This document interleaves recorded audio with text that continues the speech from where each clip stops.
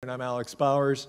I'm a professor of education leadership at Teachers College, and in my work, I try to help school leaders, principals, superintendents use data more effectively in their schools on both sides of the equation, both in their work every day with teachers, but also on the other side with the data systems and the kinds of data warehouses and all the different kinds of data that we collect in schools today.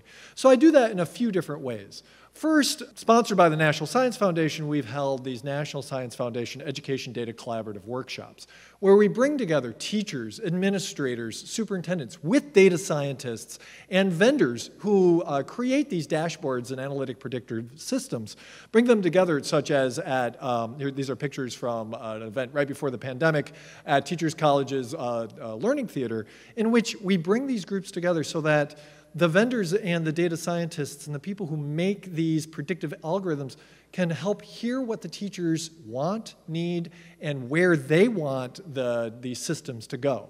And in this work, I call this educational leadership data analytics, where we bring together educational leadership, evidence-based improvement cycles, and data science and data analytics, bringing together the data users, the teachers and administrators, with the data analysts, the data scientists, and the dashboard vendors, and the people who make the warehouses.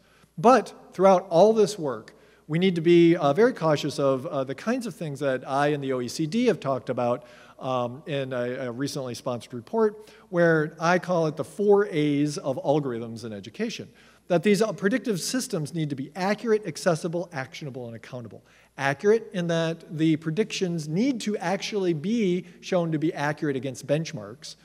Accessible, easy to understand, open to investigation, and open in public so that all of the algorithms can be audited for bias. And actionable, so that predictors can be used to take action, so that we're using predictors that students, teachers, and communities actually have control over. And then finally, accountable.